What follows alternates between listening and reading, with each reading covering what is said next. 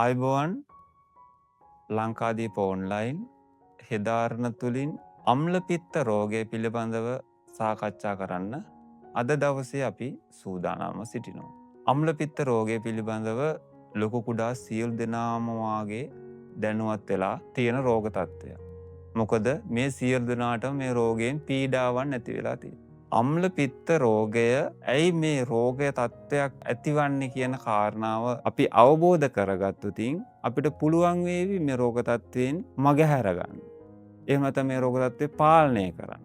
විශේෂයෙන්ම මේ රෝග තත්ත්වයට හේතු වෙන්නේ අපේ ජීර්ණ පද්ධතිය.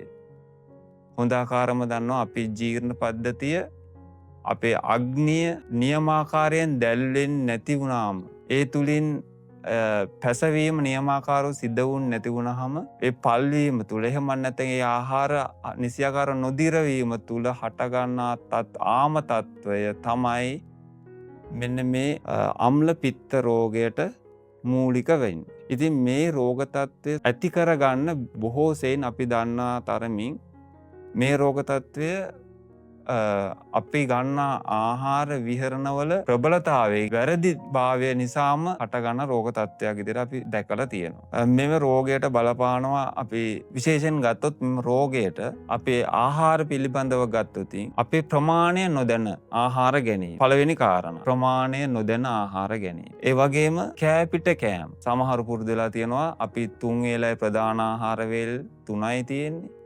3කට වඩා වැඩි වාර ගණක් ආහාර භාවිතා. එසේම තමයි ආහාර නිසිය වෙලාවට නොගෙන සිටීම. විරුද්ධ වූ ආහාර එකිනෙකට නොගැලපෙන සම්බන්ධය විරුද්ධ වෙන ආහාර ගැනීම. මෙන්න මේ තුල ඇතිවන්නා වූ හේතු කාරණා මූලික කරගෙන ශරීරයේ අපිට කලින් කිව්වක් මෙන් අග්නිය දුර්වල වීම, කුසගින්න නිසියාකාරව නොදැල්වීම තුල අම්ලපිත්ත රෝග තත්ත්වය හටගන්න. අම්ලපිත්ත රෝග තත්ත්වය හට ගැනීම තුළින් විවිධ වූ උපද්‍රවකාරී තත්ත්ව ඇති වෙනවා. උදරයේ වේදනාව, බඩ පිපුම, හුස්ම ගැනීමේ අපහසුතාවන් මේ වගේ විවිධ හේතු කාරණා උපද්‍රව තත්ත්වය මේ රෝග තත්ත්වයත් එක්ක ඉස්මතු වෙනවා. මෙම රෝග තත්ත්වය මගහරවා ගන්න අපි විශේෂයෙන් අවබෝධ කරගන්න ඕනේ මේ රෝග තත්ත්වයට හේතු කාරණා සපයන හේතුන් මොනවද කියන එක.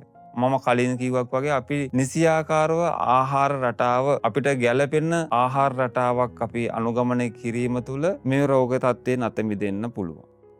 ඒ වගේම දීපන පාචනය කියන්නේ දිරවන්න පුළුවන්, පැසවන්න පුළුවන් ඖෂධ එකතු කරලා. ඉස්සර මේ දේවල් අපේ ගෙදර තියෙන්නේ අපේ කුස්සියේ. දැන් අපේ කුස්සියේ මේ කාරණා ටික නැහැ. ඉතින් අපේ අම්මලා අපිට මේ තැම්බුම් වර්ග, කායම් වර්ග මේවා හදලා දුන්නේ අපේ ජීර්ණ පද්ධතිය ශක්තිමත් කරන්න. මේවා අදට ඉදිරියට ගන්න පුළුවන් නම් මේ ක්‍රමවේදයන් අනුගමනය කරන්න පුළුවන් නම් මේ අග්නිය යථා තත්ත්වයට පත් කරන්න පුළුවන් නම් මේවැනි පීඩාකාරී රෝග තත්ත්වයන් ඇතිවීමෙන් ජනතාව මුදවා ගන්න පුළුවන්. ඒ වගේම තමයි නිසියාකාර විදියට මල පහ පිටවීම. අපි ගන්නා ආහාර දිරවීමෙන් පසු මල කොටස් පිට වෙනකොට නිසියාකාරව පිටවීම තියෙනවා. මේවා ක්‍රමානුකූලව සිද්ධ කිරීමට කටයුතු යෙදීම. ඒ සඳහා අපි දන්නවා අපි දෙමව්පියන් අපිට ඒ දවස්වල පලා වර්ග යෙදීම, තන්තු බහුල ආහාර ලබා දීම තුලින් මේ ක්‍රියාවලිය පහසු කරා. පළතුරු ලබා ගැනීම තුලින් මේ ක්‍රියාවලිය පහසු කරා. ඉතින් මේ කාරණා අපි දැනුවත් වීම තුළ අපිට පුළුවන්කම තියෙනවා අම්ලපිත්ත රෝගය සංසිඳවා ගන්න. ඒ වගේම මේ දේවල් ගැන ඔබ දැනුවත් වෙන්න, සමාජය දැනුවත් කරන්න.